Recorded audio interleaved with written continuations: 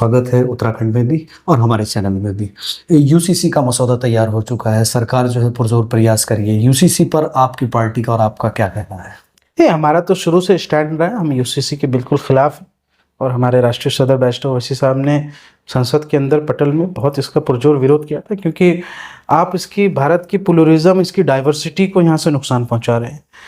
Goan property act हो या मुस्लिम marriage law हो, हिंदू मैरिज एक्ट हो, या फिर यहाँ से जनजातीय इलाकों के अपने संस्कार हों, या फिर चाहे वो पंजाबियों के अपने यहाँ से मैरिज एक्ट हो, आप उसको कैसे यहाँ से समानता ला सकते हैं? कैसे आप उसमें यहाँ से प्रॉपर्टी डिस्ट्रीब्यूशन की बात हो या तमाम चीज़ें हों, हर किसी के धर्म के अपने अपने कानून हैं, अपने अपने तरीक़े हैं, और आप उसको क्यों नुकसान पहुँचाएं? क्या हनक है, क्या जिद है आपको? भारत का संविधान ने कभी इस बात के लिए बाध्य नहीं किया कि करना ही है, जबकि यहाँ से ये कहा कि भाई यूसीसी तभी पॉसिबल हो सकती है जब सभी वर्गों के साथ एक राय शुमारी करके, मशवरा करके, जब किसी एक कॉमन चीज़ों पर जुड़ जाएं तो आप उसमें यूसीसी की बात करें। और यूसीसी उत्तराखंड के अंदर तो एक हास्यास्पद मुझे लगता है कि आप कौन सी समानता की बात करें। एक तरफ तो यूसीसी के मसौदे में ये देखा जा रहा है कि आपने यहाँ की जो कुछ जनजातीय और जो पहाड़ी समुदाय है उनको आपने छोड़ रख दिया, अलग कर दिया उससे। क्यों अलग कर दिया? फिर कैसा है ये यूसीसी? और दूसरी तरफ आपके यहाँ चमोली में मुसलमानों को कहा जाता है आपको यहाँ रहने का अधिकार नहीं, व्यवसाय करने का अधिकार नहीं। ये कैसे समानता है? तो मजाक बना दिया आपने इस देश के संविधान का, इस देश की व्यवस्था का आपने मजाक उड़ा रखा है। अगर यहाँ से इतनी यहाँ से है आपको समानता लाना और लोगों में यहाँ से न्याय करने की बात करते, तो पहले चमोली के मुसलमानों के साथ न्याय किया जाए। पहले यहाँ से उत्तराखंड के अंदर आए दिन जो जगह जगह संगठनों ने यहाँ से मुसलमानों को टारगेट करना शुरू किया, आप पहले उस पर कार्रवाई तो कीजिए, वरना बेईमानी है ये यूसीसी की बात करना। और हम तो राष्ट्रीय स्तर पर हमने इस बात को कहा कि यहाँ से कि ये UCC is not practically possible. ये तो बस आप अपने वोट बैंक को खुश करने के लिए आपका एक पॉलिटिकल गिमिक हो सकता है, but this is not possible. ये भारत की प्लुरलिज्म, इसकी डाइवर्सिटी को नुकसान पहुँचाएगा। लेकिन इसमें यह कहा जा रहा है कि हम सबको जो है एक नज़रिए से देखेंगे। एक तरफ आपने कहा है, हालांकि सोशल मीडिया पर वीडियो भी वायरल होती हैं, चाहे वो चमोली से हो चाहे फिर वो उत्तरकाशी से हो, वहाँ पर वाकई ये चीज़ें देखने को मिलती हैं कि कुछ संगठनों द्वारा जो है मुसलमानों को कहा जाता है कि आप यहाँ नहीं रहेंगे, उत्तराखंड में रहना होगा, जय श्री राम कहना होगा। तो सरकार ने क्या कार्रवाई की बताइए? सरकार ने कार्रवाई नहीं की, हालांकि जो है समय समय अनुसार कार्रवाई होती है, लेकिन उस तरह की कार्रवाई नहीं हो पाती कि फिर भी जो है लोगों के हौसले बुलंद हैं। इस तरह के इंसिडेंट्स लगातार देखने तो सत्ता का संरक्षण मिला हुआ उनको, सरकार की तरफ से जिसको हाथ हो ऊपर, वो तो खुद उसको तो नीडर है, वो तो कुछ भी करेगा। तो धामी सरकार जी को यहाँ से, मुख्यमंत्री जी को यहाँ से ये खुद भी मालूम है कि किनका संरक्षण उनको मिला हुआ है। जब आप ऐसे लोगों को यहाँ से आगे बढ़ाएंगे, और यही आपका वोट बैंक है, यही आपके लीडर बनते हैं ग्राउंड लेवल पे, बूथ लेवल पे, यही लोग तो कर रहे हैं ना, तो फिर ये इन पे कार्रवाई नहीं करेंगे। मसला ये है कि क्योंकि आपने ये देख लिया है कि आपको संविधान के अकॉर्डिंग न्याय नहीं करना है, बल्कि यहाँ से एक वोट बैंक को खुश करना है, एक हिंदू वोट बैंक आप कंसोलिडेट करके यहाँ से राजनीति करना चाहते हैं, और वो नफरत के बुनियाद पर ही पॉसिबल है। ये सीधी सीधी हेट है। लग रहा है आपको आज देश के अंदर जो है नफरत की राजनीति हो रही है? बिल्कुल लग रहा है, और मुझे लग रहा है कि नफरत कहीं ना कहीं जीत रही है, और ये दुर्भाग्य है इस देश के लिए कि नफरत की सबसे बड़ी भेंट जो चढ़ रहे हैं वो मुसलमान चढ़ रहे हैं। इस देश में जहाँ पर भी यहाँ से कहीं दंगे हो रहे हैं तो मुसलमान ही उसकी भेंट चढ़ रहे हैं, उसकी कीमत मुसलमान चुका रहा है। इस देश के सेकुलरिज्म की, इस देश में 70 सालों से जो उनको लीडरशिप में पीछा किया गया, उसकी कीमत आज मुसलमान चुका रहा है, क्योंकि उनके यहाँ पास कोई स्ट्रॉन्ग वॉइसेस नहीं है, कोई ऐसी मजबूत हर क्षेत्र में, हर प्रांत में इस तरह से नहीं हो पा रहा है कि हमारे पास कोई ऐसी संगठित यहाँ से आवाज़ हो। आज बिखरा महसूस करता है मुसलमान। आप खुद दंगे करवाते हो, खुद आप मुसलमानों के घर के सामने माँ बहन की गाली देके डीजे बजाते हो, खुद उनको उकसाते हो, खुद यहाँ से आप साजिश करते हो, और फिर घर टूटे भी मुसलमान का, बच्चे यहाँ से उठाए भी जाएं मुसलमान के। अब बहराइच की तो बात नहीं कर रहे हैं, बहराइच में मुसलमान आरोप लगाया गया, लेकिन अब उसमें निकल के आता है कई बहराइच हो रहे हैं, हर सीजन में, हर त्योहारों में इस तरह के बहराइच हो रहे हैं।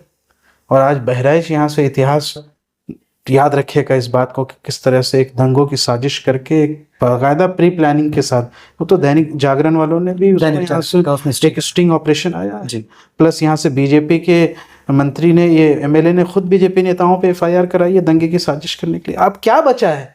कोई बात कहने के लिए बचा है? दुनिया देख रही है, सब समझ रही है किसने करवाया, क्यों करवाया। डॉक्टर साहब, मुसलमान जाए तो कहाँ जाए?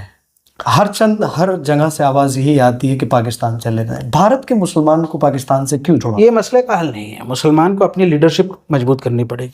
कैसे मुसलमान? जब तक मुसलमान सेकुलर पार्टियों का यहाँ से दरी उठाता रहेगा, उसके यहाँ से वोट बैंक बना रहेगा, तब तक ऐसे ही कटेगा, पिटेगा, लूटेगा और रोएगा।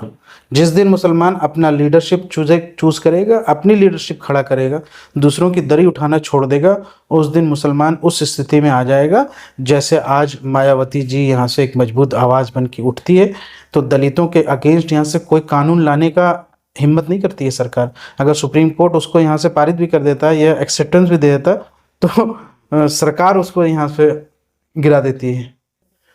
ठीक है ना। चलिए एक सवाल मौलाना से लेता हूँ। मौलाना, यूसीसी को लेकर जितनी बातें डॉक्टर साहब से हुई हैं, क्या ये मसौदा जब तैयार किया गया तो उत्तराखंड के जो बुद्धिजीवी लोग हैं या उलमा हजरात हैं, उनसे सरकार द्वारा कोई राय मशवरा लिया गया है, या फिर आप इस मामले पर क्या कहेंगे? असल में एक सा सिविल कोड जो लाया जा रहा है तो ये दरअसल कुरान करीम की 10 शिकों के ख़िलाफ़ है। और जो हमारा मुस्लिम पर्सनल बोर्ड है, जो एक्ट बना हुआ है अलग मुस्लिम पर्सनल का, ये उससे टकरा रहा है, वो गैर कानूनी है। और हमने पहले भी कहा था आपसे 3-4 महीने पहले कि अगर कोई इस तरह का एक सिविल कोड आपको लाना है, सरकार को लाना है, तो जाहिर सी बात है तमाम धार्मिक पेशवा या धार्मिक उलमा, मजहबी उलमा को बिठा लेना चाहिए था। हम उस बात का समर्थन करते, और ताकि जो मुतनाज़े बातें उसके अंदर मौजूद है यकसा सिविल कोड में, तो उसको इस तरीके से लाना चाहिए था वो हर एक धर्म, हर एक जनजातियों के हक़ में होता। लेकिन उसमें जिस तरीके से पहाड़ियों को और जिस तरीके से दूसरी जनजातियों को, समुदाय को उससे निकाल दिया गया है, अलग कर दिया गया है, तो मुसलमानों के लिए, मुसलमानों को निकाला जा सकता था उसमें से।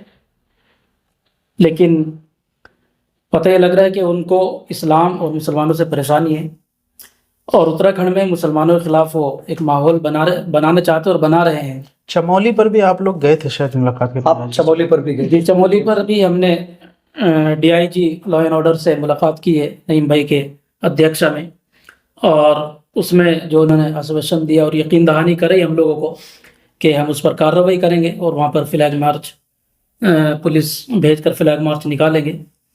तो उन्होंने हमें यकीन दहानी कराई थी, लेकिन उसके बाद अभी तक कोई ठोस कार्रवाई प्रशासन की तरफ से नहीं हो पा रही है। ऐसा लग रहा है जैसे चौकियों को बजरंग दल चला रहा है।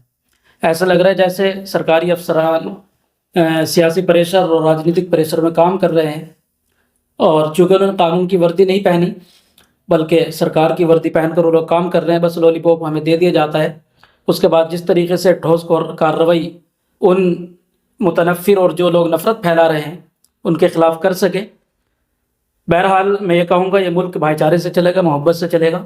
लेकिन लग ये रहा कि इस मुल्क के अंदर मोहब्बत, भाईचारा अपना मुकदमा हार रही है, और जमहूरियत, डेमोक्रेसी, लोकतंत्र का इस मुल्क के अंदर कत्ल किया जा रहा है, और एक फ़िस्ताई ताकत मुसलमानों को दबाने की और उनकी सियासी लीडरशिप को ख़त्म करने की कोशिश की जा रही है। लेकिन इंशाअल्लाह ऐसा होगा नहीं। हम यूसीसी पर पूरी नज़र रखे हुए हैं, और इंशाअल्लाह बहुत जल्द उसका रद्द-ए-अमल हम लोग देने वाले हैं। और इंशाअल्लाह हम पूरी ताकत के साथ में जो एक सिविल कोड सरकार ला रही है, इंशाअल्लाह हम पूरी ताकत के साथ में उसका विरोध करेंगे। और जो हालात चमोली में चल रहे हैं, इस पर भी इंशाअल्लाह मुशावरत चल रही है। बहुत जल्द हम इंशाअल्लाह इस पर भी अपने रद्द-ए-अमल ज़ाहिर करेंगे। अगर सरकारी अफसरान, सरकारी अधिकारी ने इस पर कान न धरा और सही तरीके से उसको, जो दोषी है, जो ये हालात बना, उनके खिलाफ सख्त कार्रवाई नहीं की, तो इंशाअल्लाह हम अगला लाही अमल तैयार करेंगे और इन तमाम बातों का रद्द हम करेंगे इंशाअल्लाह।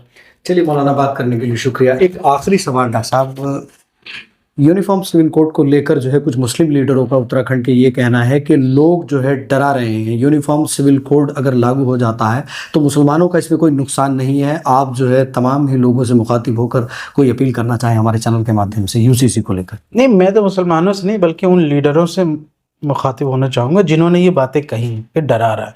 कौन डरा रहा है और क्यों डराएगा? क्या आप कुरान और शरीयत से ऊपर हैं? आप आप मानते हैं कि कुरान और शरीयत के साथ छेड़छाड़ की गई है यूनिफॉर्म सिविल कोड में? यकीनन यकीनन मैं मानता हूँ। और यहाँ से हमारी शरीयत का एक्ट है 1933 का, भारत के संविधान ने शरीयत एक्ट को एक्सेप्ट किया है और उसी के तहत मुसलमानों के अपनी धार्मिक पद्धति को फॉलो करने का अधिकार है, अपने रीति रिवाजों को, अपने यहाँ से शरई मामलों को यहाँ से उस पर हर समाज के लोगों को यहाँ से अधिकार होना चाहिए और है। और ये अधिकार आप हमसे छीनना चाहते हैं?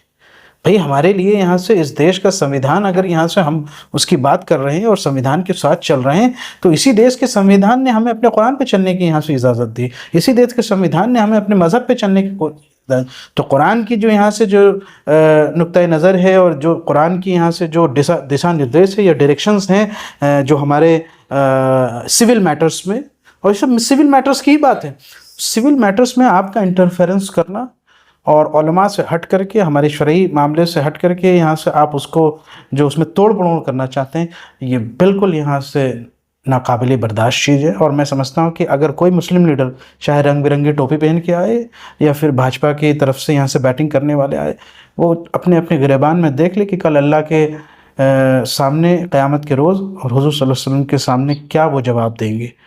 कल हुज़ूर ने अगर गिरबान पकड़ के पूछ लिया कि तुम यहाँ से किस बात की हिमायत कर रहे थे, तुम हमारे शरीयत के साथ छेड़छाड़ कर रहे थे सिर्फ इसलिए कि चंद हुक्मरानों को खुश कर दें और कुछ हमें लाल बत्ती मिल जाए, चंद पोस्ट मिल जाए, चाहे मेंबरशिप मिल जाए कहीं पर, तो फिर ये जवाब देंगे। क़यामत में तो इनको भी जाना है, मरना तो सबको है।